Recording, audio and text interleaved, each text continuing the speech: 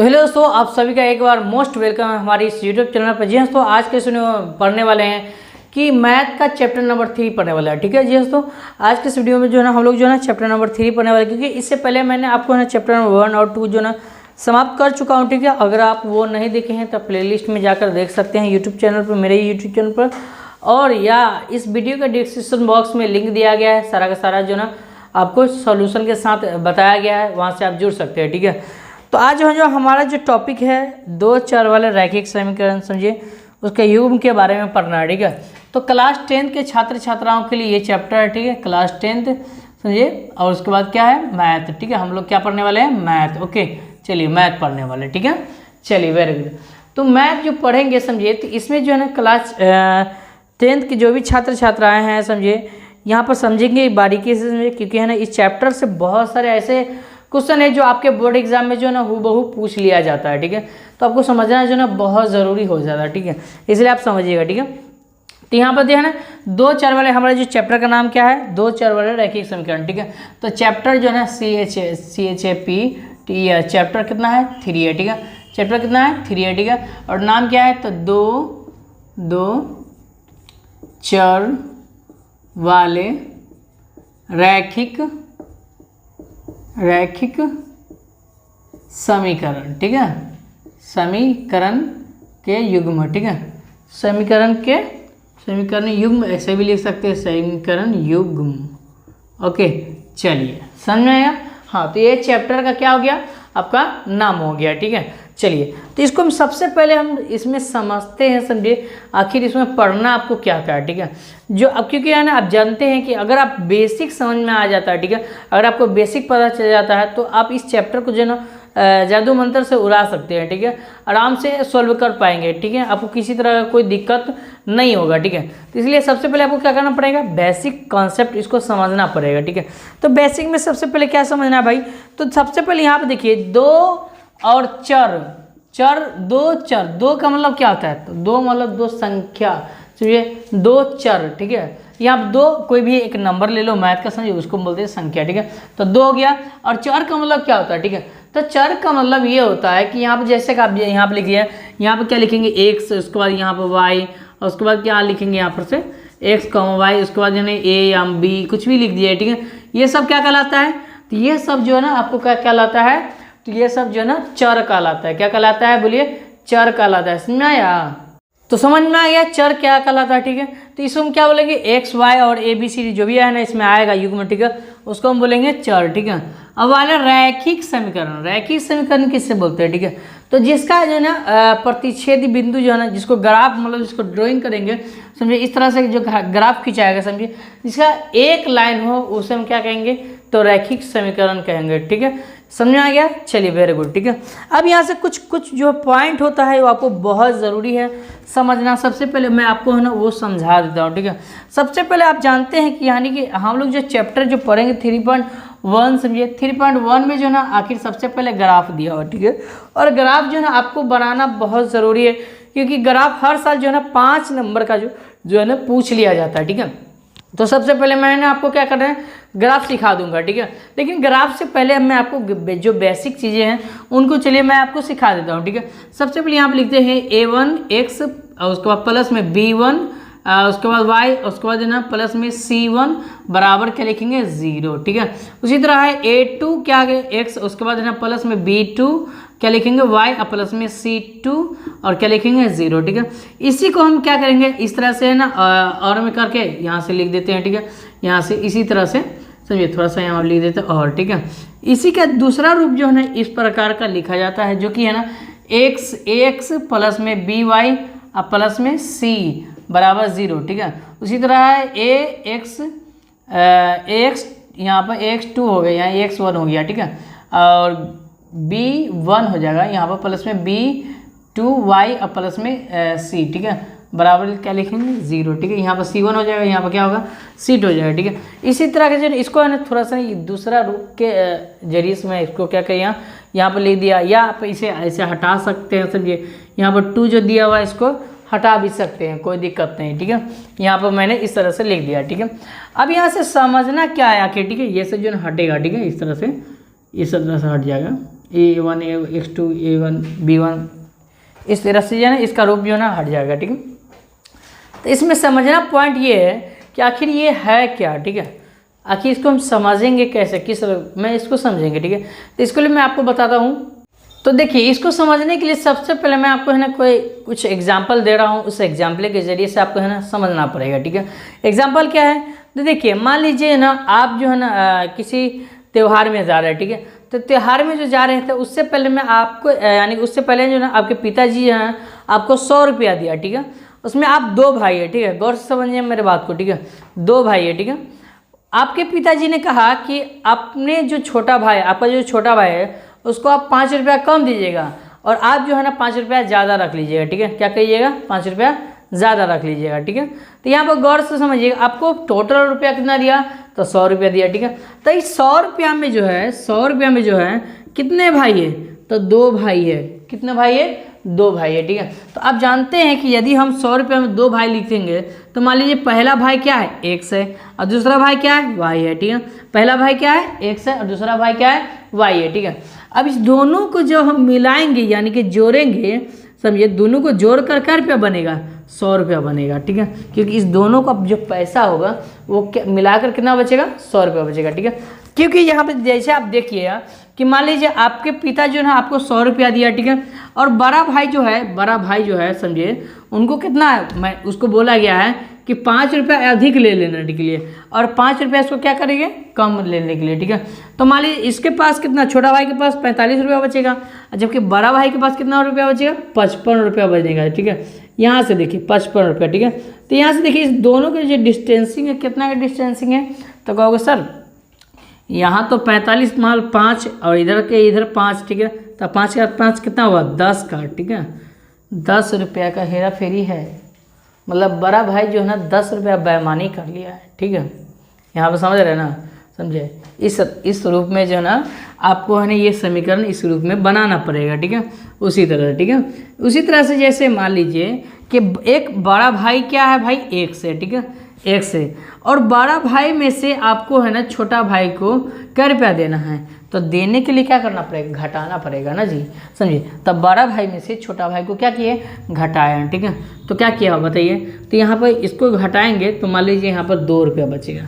क्या बचेगा, मान लीजिए 2 रुपया बचेगा। ठीक है, ये जो घटा है ना, समझिए ये क्या है, इसमें ये पता चलता है कि x का वैल्यू क्या आएगा और y का वैल्यू क्या आएगा। ठीक है, और याद रखिए, समझिए ये जो है ना चर जो है ना, चर समझिए, चर को क्या बोलते हैं, x बोलते हैं, y भी बोलते हैं, a भी बोलते हैं। चर का मान हमेशा जो है ना बदलता रहता है। चर का मान कभी x का मान 5 आएगा तो अगले बार जो है ना x का मान कुछ भी आ सकता है, 6 भी आ सकता है, 10 भी आ सकता है।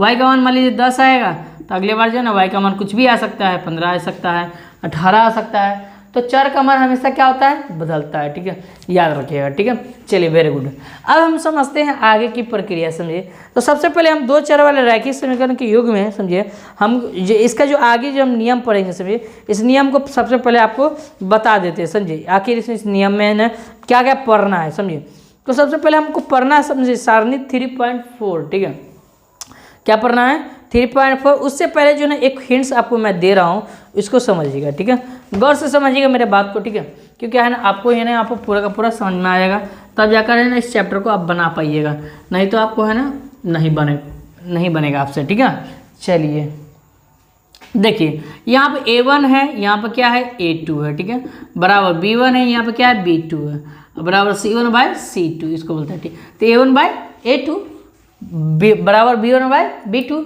बराबर क्या है C1/C2। ठीक है, चलिए अब यहाँ पर A1/A2 का क्या करना है, तुलना करना है, इसको बोलते हैं तुलना करना। ठीक है, करना बोलते हैं। ठीक है, तुलना करना। ठीक है, तो A1/A2 बराबर B1/B2 बराबर C1/C2। ठीक है, इसी को 3 नियम है, इसके पास कितना नियम है भाई, 3 नियम है, तीनों को समझाता हूँ। पहला है A1/A2 और नॉट इक्वल टू क्या, B1/B2, पहला नियम। ठीक है, दूसरा नियम क्या भाई, तो दूसरा नियम है A1/A2 और बराबर क्या है B1/B2 और बराबर जो है नॉट इक्वल टू C1/C2। ठीक है, ये दूसरा नियम है।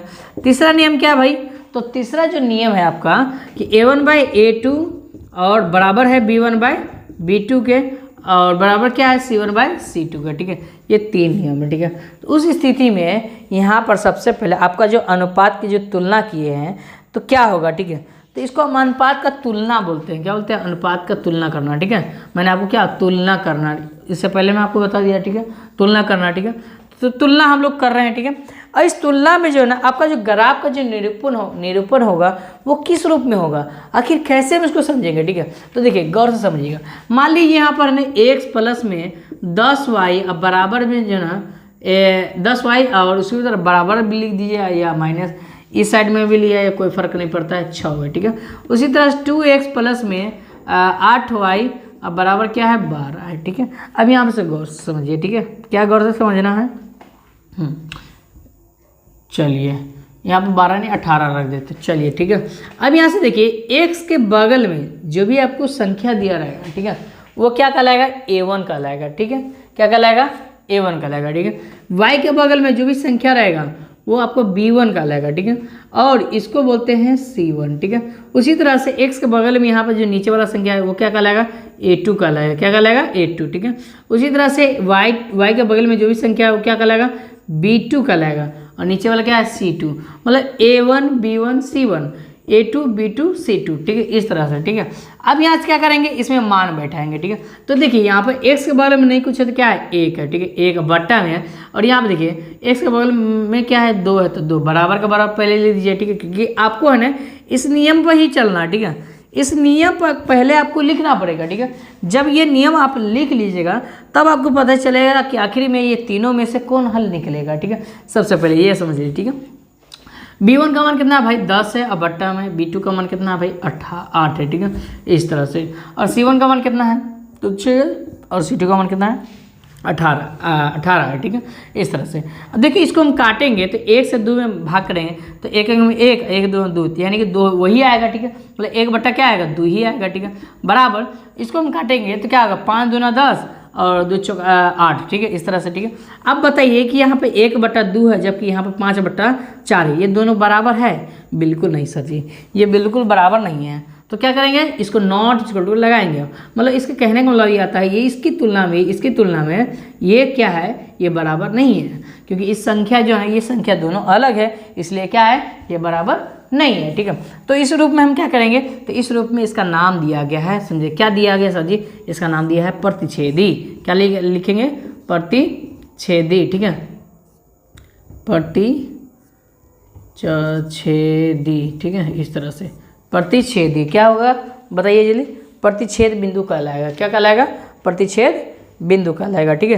प्रतिच्छेदी करती हुई रेखा कहलाएगा, ठीक है। ओके, समझ में आया? वेरी गुड, ठीक है। अब यहाँ पर कुछ ऐसा ही समझ में आएगा, ठीक है। यहाँ पर गौर से देखिएगा। जब तक मैं आपको है ना पूरा नहीं समझा देता हूँ तब तक आपको घबराने की जरूरत नहीं है, गौर से देखना है बस, ठीक है। यहाँ पर देखिए इस नियम का मैंने पालन कर लिया, ठीक है। दूसरा नियम यहाँ पर देखिए इस रूप में, ठीक है। इसमें कहता है कि दो संख्या जो है ना बराबर, यानी कि इसका मान जो है ना, इसका मान क्या होना चाहिए? बराबर होना चाहिए। जबकि तीसरा का मान क्या होना चाहिए? वो बराबर नहीं होना चाहिए, ठीक है। तो कैसे बनाएंगे इसको, ठीक है? कैसे अपना मन से जो है ना यहाँ पर जो है ना समीकरण डालेंगे, ठीक है। तो उस रूप में जो है ना इस तरह से जो है ना समीकरण डालना पड़ेगा। जैसे मान लीजिए यहाँ पर 2x है प्लस में 10y अब बराबर क्या लिखेंगे? 18 लिख दियो, ठीक है। उसी तरह से यहाँ पर क्या लिखेंगे?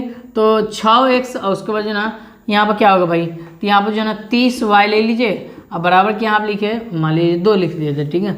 इस रूप में लिख दीजिए, ठीक है। अब यहाँ से देखिए A1 का मान कितना बताइए? 2 है सर जी। A2 का मान कितना है? तो 6 है। बराबर B1 का मान कितना है? तो 10 है सर जी। और B2 का मान कितना है? तो 30 है। चलिए वेरी गुड। चलिए C1 का मान कितना है? तो 18 है। और जबकि C2 का मान कितना है? तो यहाँ पर दिया हुआ 2 दिया हुआ, ठीक है। 2 एकम 2 2 दूना 2 3 6 1 बटा क्या आया? 3 बराबर का बराबर, ठीक है। अब यहाँ से गौर से देखिए, ठीक है। यहाँ से 10 एकम 10 और 10 3 कितना हुआ? 30, ठीक है। 1/3 बराबर, जबकि यहाँ पर से 9 दूना 18 2 एकम 2 9 बटा क्या हुआ? 1 हुआ, ठीक है। ऐसे आप ऐसे भी काट सकते हैं तो डायरेक्ट 9 भी लिख सकते हैं, ठीक है। क्या बताइए ये जो दो संख्या है ये दोनों के बराबर है? तो बिल्कुल बराबर है सर जी। यहाँ पर बराबर है तो यहाँ पर नहीं बराबर है, तो इसको क्या बोलेंगे? Not equal to. क्या बोलेंगे? Not equal to. ऐसी रेखा को हम क्या बोलेंगे? तो ऐसे रेखा को हम बोलते हैं समांतर। क्या बोलते हैं बोलिए जल्दी बताइए?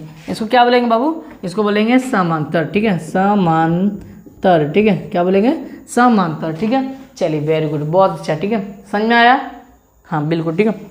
अब जो है आगे जो है वो आगे जो है ना कुछ इस रूप में है, यहाँ पर बोल रहा है सर जी तीनों बराबर कर दीजिए, ठीक है। इसी को मैं अगर ऐसे कर देता हूँ सर जी, इसी को मैं समझिए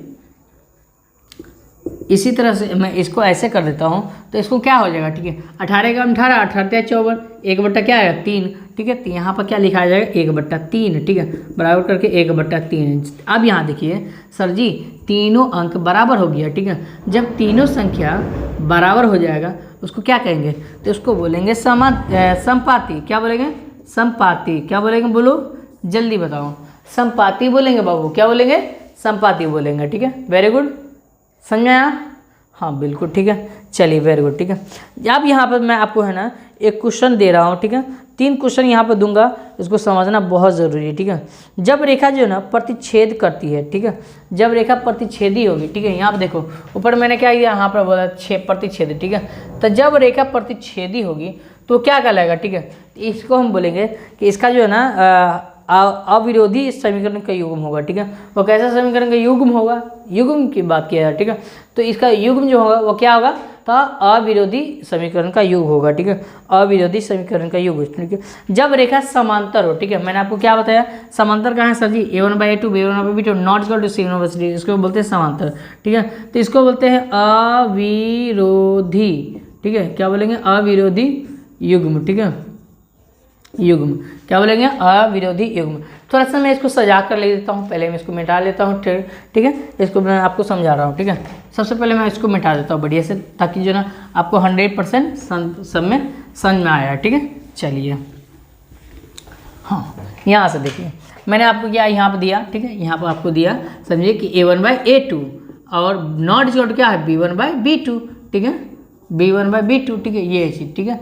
तो जब ऐसा होगा तो समझिए इसका जो है ना क्या होगा, इसका जो ग्राफ का जो निरूपण होगा, ग्राफ का जो निरूपण होगा वो क्या होगा, समझिए ग्राफ बनेगा वो प्रतिच्छेदी कहलाएगा, ठीक है, प्रतिच्छेद करती हुई रेखा, ठीक है, करती रेखा, ठीक है, इस तरह से रेखा, ठीक है।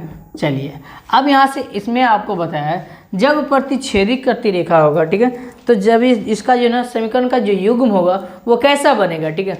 तो कहोगे सर समझो अविरोधी बनेगा, क्या बनेगा, अविरोधी, ठीक है, अविरोधी युग्म होगा, ठीक है, युग्म, ठीक है, ओके। चलिए वेरी गुड, ठीक है। अब चलिए यहाँ पर दूसरा मैंने आपको क्या बताया, तो दूसरा मैंने आपको बताया a1/a2 और बराबर b1/b2 और नॉट इक्वल टू c1/c2, इसको क्या बोलते हैं सर जी, तो इसको बोलते हैं समांतर, क्या बोलते हैं, बोलो जल्दी, समांतर, ठीक है, क्या बोलते हैं, समांतर। अब समांतर जब इसको बोलेंगे तो इसका जो युग्म होगा वो कैसा होगा, ठीक है।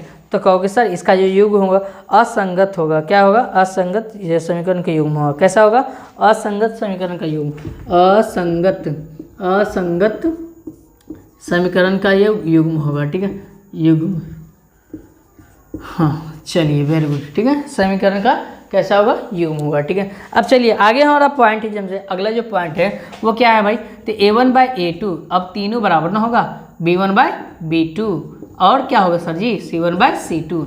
जब इस प्रकार का जो ना इस प्रकार का जब है ना समीकरण बनेगा, समझिए, तो इसका जो निरूपण होगा, समझिए ग्राफीय निरूपण, इसका नाम क्या होगा, ठीक है, इसको हम कैसे पहचानेंगे, तो इसको बोलते हैं समपाती, क्या बोलते हैं, समपाती, ठीक है, समपाती, ठीक है, समपाती। इसका जो है ना युग्म होगा वो क्या होगा, समीकरण का जो युग्म होगा वो क्या कहलाएगा, जल्दी से बताओ, इसको बोलते हैं आश्रित, क्या बोलते हैं, जल्दी बताओ, आश्रित, इसको संगत बोलते हैं, आश्रित या संगत, ठीक है। चलिए समझ में आया, आश्रित ऐसे हो जाएगा, सॉरी, आश्रित इस रूप में, ठीक है। चलिए वेरी गुड, ठीक है, समझ में आया, हाँ। तो इस रूप में जो है ना आपको क्या करना है, इस सभी को याद करना है, फंडामेंटल जितना दिया गया है तो सभी को याद करना है, ठीक है, और आपके बुक में भी दिया गया है, ठीक है। और यहाँ पर देखिए मैंने आपको बताया इसका जो बीजगणितीय रूप है, समझिए निरूपण जिसको बोलते हैं, बीजगणितीय निरूपण, ठीक है। इसमें जो है ना हलों की संख्या जिसको बोलते हैं, ठीक है, हलों की संख्या कितना होगा, ठीक है। तो यहाँ पर मैंने आपको क्या कर देता हूँ, यहाँ पर लिख देता हूँ, एक ही साथ लिख देता हूँ ताकि आपको जो है ना किसी तरह का कोई दिक्कत ना हो, ठीक है। चलिए यहाँ पर जो है जब भी प्रतिच्छेदी होगा, समझिए, जब प्रतिच्छेद करती रेखा होगा, समझिए, तो इसका जो युग्म होगा वो कैसा होगा बताइए। इसमें कितना हल बनेगा, हलों की संख्या क्या होगा, इसमें केवल एक हल होगा। क्या लिखेंगे, केवल एक हल, ठीक है। क्या लिखेंगे, केवल एक हल, ठीक है। हलों की संख्या क्या होगा, तो केवल एक हल होगा, ठीक है। और एक हल को क्या बोलते हैं, इसी का नाम देते हैं द्वितीय हल, ठीक है। इसको क्या बोलते हैं, अद्वितीय हल बोलते हैं, ठीक है, अद्वितीय हल, ठीक है। बिल्कुल, इसी का नाम है अद्वितीय हल, ठीक है। तो अगर आपसे ऑब्जेक्टिव में पूछा जाएगा, जब ऑब्जेक्टिव में आपको पूरा का पूरा क्लियर करके पढ़ाऊंगा तो उसमें समझ में आ जाएगा, ठीक है, कि अद्वितीय हल के लिए क्या फार्मूला लगता है। तो उसके लिए फार्मूला लगता है a1/a2 बराबर नॉट इक्वल टू b1/b2, ये फार्मूला क्या लगता है, ठीक है। चलिए, वेरी गुड। अब जो है ना आगे यहाँ पर दिया हुआ संपाती यानी कि समांतर के लिए क्या लगता है, ठीक है। तो जब समांतर रेखा हुआ, ठीक है, जब समांतर रेखा हुआ, नीचे दिया हुआ, ठीक है, जब समांतर रेखा होगा तो क्या होगा, ठीक है। तो जब समांतर होगा तो कोई हल नहीं होगा, क्या होगा, कोई हल नहीं, ठीक है। इनके हलों की संख्या क्या होगा, तो कोई हल नहीं, ठीक है। यहाँ पे लिखेंगे कोई हल नहीं, ठीक है। चलिए, वेरी गुड। अब यहाँ पे देखिए a1/b2, b1/b2 और c1/c2, समझिए ये क्या है भाई, ये समझे ना, इसका जो ग्राफ जो खींचेंगे तो संपाती कहलाएगा। और क्या होगा, इसका जो युग्म होगा वो क्या कहलाएगा, तो आश्रित या संगत कहलाएगा, ठीक है। इनमें हलों की संख्या क्या होगा भाई, तो अपरिमित रूप से अनेक हल, ठीक है, अपरिमित रूप से अनेक हल, इसको लेंगे अपरिमित रूप से अनेक हल, ठीक है, अपरिमित से अनेक हल इसको बोलते हैं, ठीक है। क्या बोलते हैं, अपरिमित रूप से अनेक हल हो जाएगा, ठीक है। तो ये सभी का सभी जो है ना आपको पॉइंट था जो कि आपको है ना पढ़ना बहुत ज़रूरी था, ठीक है। आप इसे आराम से है ना पढ़ सकते हैं, ठीक है। मैं आपको 3 क्वेश्चन देता हूँ, 3 क्वेश्चन आपको जो ना बनाकर बताना है कि प्रतिच्छेदी करती रेखा है या समांतर है या संपाती, ठीक है, ये आपको बताना है, ठीक है। प्रतिच्छेदी कैसे कहलाएगा, तो मैंने आपको क्या समझाया, ठीक है। जब भी दो संख्या बराबर है, ठीक है, जैसे यहाँ पर लीजिए 2x प्लस में 3y अब बराबर में 6, ठीक है, इस तरह से लिख दिए। उसी तरह से यहाँ पर लिख दिएगा, समझिए, यहाँ पर क्या लिखेंगे 4x प्लस में 6y अब बराबर में 18 या 12 भी लिख सकते हैं, ठीक है। यहाँ से इस तरह से आप 12 ही लीजिए, ठीक है। अब यहाँ से आप समझिएगा कि सर जी a1/a2, ठीक है, इसको a1 इसको क्या बोलेंगे a2, तो a1/a2 पहले लिख दीजिए, ठीक है, बराबर b1/b2 लिख दीजिए, अब बराबर c1/c2 लिख दिए, ठीक है, ले लिए। चलिए, अब यहाँ से समझिए, यहाँ पर क्या करना है, मान रखना है। a1 का मान कितना है 2 बट्टा में a2 का मान कितना है सर जी 4 बराबर के बराबर, b1 का मान कितना है तो सर जी 3 और b2 का मान कितना है तो 6 बराबर, और c1 का मान कितना है तो 6 बट्टा में c2 का मान कितना है तो 12। अब यहाँ से गौर से देखिए, 2 एकम 2, 2 दूना 4, 1 बट्टा क्या है 2, सर जी 1/2 आया, चलिए बराबर। और यहाँ पर 3 एकम 3, 3 दूना 6, 1/2, ठीक है, 3 कम 3, 3 दूना 6, 1/2, 6 कम 6, 6 दूना 12, 1/2। जब तीनों संख्या बराबर है, जब तीनों संख्या बराबर है तो क्या कहलाएगा, जब तीनों संख्या बराबर है तो क्या कहलाएगा, सर जी संपाती कहलाएगा, समझिए। कैसे क्या कहलाएगा, इसका ग्राफीय जो निरूपण बनेगा वो क्या कहलाएगा, तो उसका नाम होगा संपाती हो जाएगा, ठीक है। चलिए, वेरी गुड, समझ में आ रहा है बाबू, हाँ बिल्कुल, ठीक है। ये सब था, ठीक है, इसका फंडामेंटल है, ठीक है, इसको आपको बहुत ज़रूरी था समझना, ठीक है, आराम से। अब आगे जो है ना आपको पढ़ना है 3 ये विधियाँ, ठीक है, 3 विधियाँ। सबसे पहले आपको ग्राफ पढ़ना है, ठीक है, ग्राफ पढ़ने के बाद जो है ना आपको 3 विधियाँ पढ़ना है, ठीक है।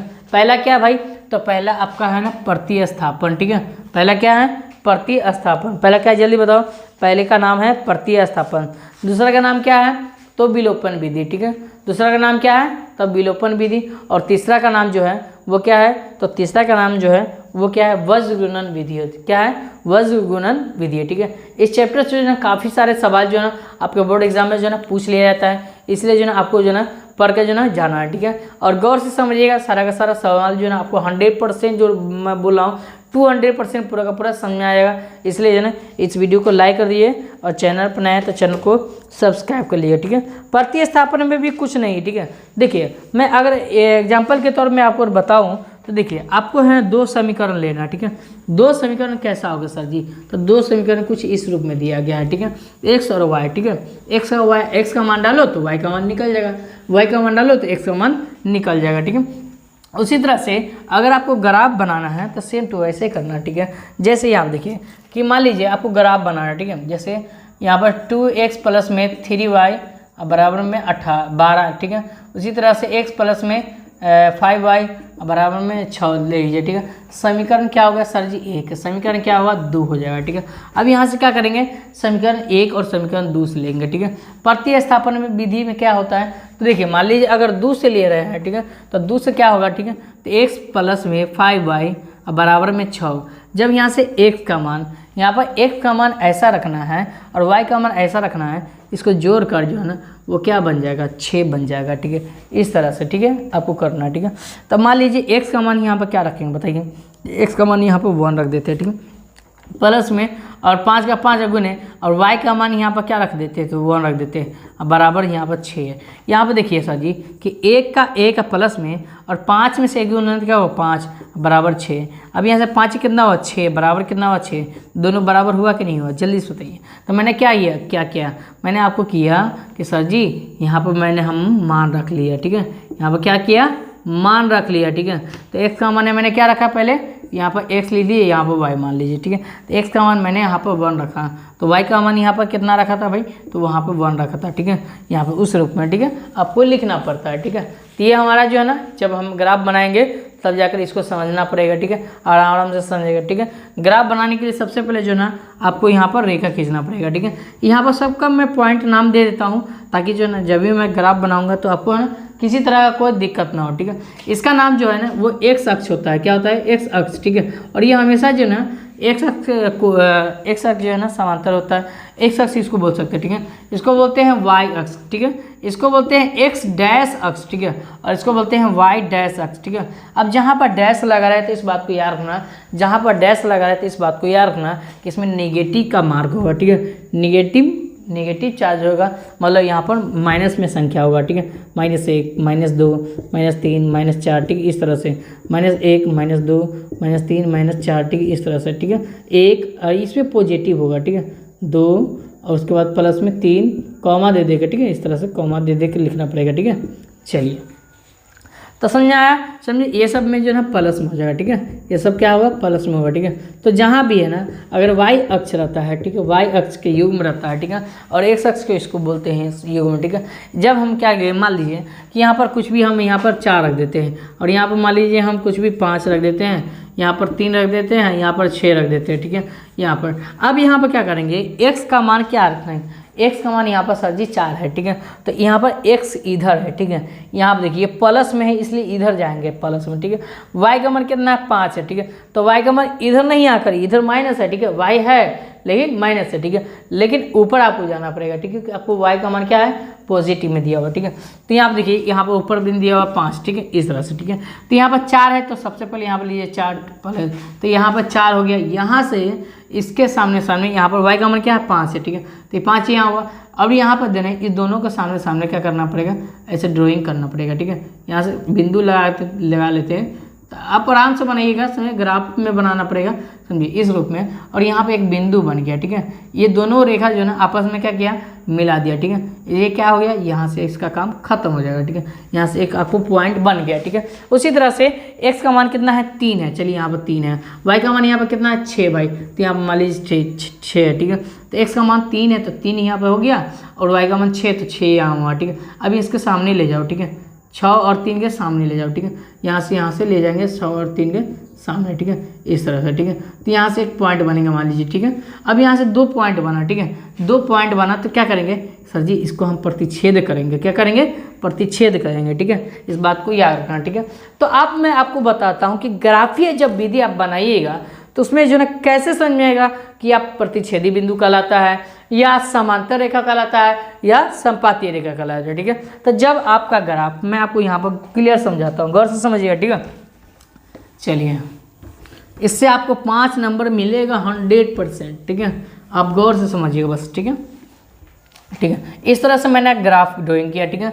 मान लीजिए ग्राफ ड्राइंग किया, अगर मान लीजिए किसी का जो है ना यहाँ पर रेखा इस प्रकार का खींचा रहा है, ठीक है, यहाँ से इस प्रकार का खींचा रहा है, ठीक है, और एक रेखा जो है ना वो इस प्रकार का खींचा रहा है, ठीक है, इस एक प्रकार का, ठीक है। तो यहाँ पर देखिए, यहाँ पर जो इस जो रेखा गया, ठीक है, इधर से एक रेखा गया और इधर से एक रेखा गया, ये दोनों क्या है, एक बिंदु जो है ना एक बिंदु पर काट रहा है, ठीक है। इस बिंदु को क्या नाम दिया, ठीक है, इसको बोलते हैं प्रतिच्छेद, ठीक है, प्रतिच्छेद करती रेखा, ठीक है। क्या बोलेंगे, जल्दी बताओ, प्रतिच्छेद करती रेखा बोलेंगे। जब एक दूसरे को एक बिंदु पर पॉइंट पर काट दिया जाता है उसको क्या कहेंगे, प्रतिच्छेद करती रेखा कहलाता है, ठीक है।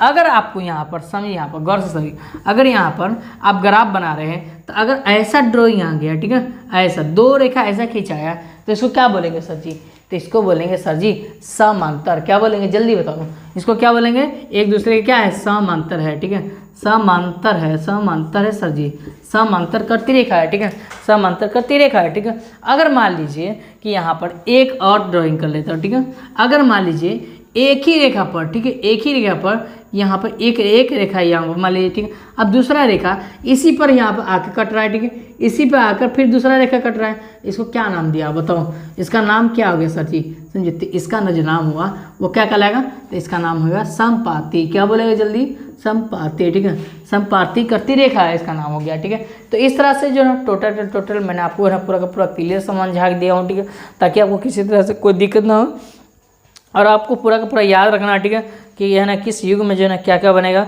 आप जो है ना बुक अपना उठाइएगा और पेज नंबर जो है ना तालिका दिया होगा, समझिए सारणी, उस सारणी को 3.4 का सारणी का जो भी दिया हुआ है उसको आपको याद कर लेना है, ठीक है, उसको समझ लेना है, याद कर लेना है। जब भी मैं आपको पूछूंगा जब A1/A2 बराबर B1/B2 और नॉट इक्वल टू जब C1/C2 तो उसका जो प्रतिच्छेदी होगा या समांतर होगा या संपाती होगा तो आपको बताना पड़ेगा, समझे, समांतर होगा या संपाती होगा या प्रतिच्छेदी होगा, ठीक है। उसी तरह से इसमें जो है ना हलों की संख्या क्या होगा, एक हल होगा, दो होगा, एक हल होगा, अधिक हल होगा या कोई हल नहीं होगा या अपरिमित रूप से अनेक हल होगा, ये सब सभी के सभी क्या करना पड़ेगा, आपको बताना पड़ेगा, ठीक है। तो फिर मिलते हैं नेक्स्ट वीडियो में। कल मैं आपको है ना 3.1 एक्सरसाइज जो है ना स्टार्ट कर दूंगा, ठीक है, और आराम से जो है ना आप लोग जो है ना पढ़ते रहिएगा। आपसे जो है अब जो है ना रेगुलर क्लास चलेगा, ठीक है, आपको कोई घरवानी की जरूरत नहीं है, ठीक है, आपको 100% सभी दिन आपको क्लास देखने को मिलेगा, ठीक है। चलिए नेक्स्ट वीडियो में फिर मिलते हैं, लाइक करिए वीडियो को और शेयर कर दीजिए।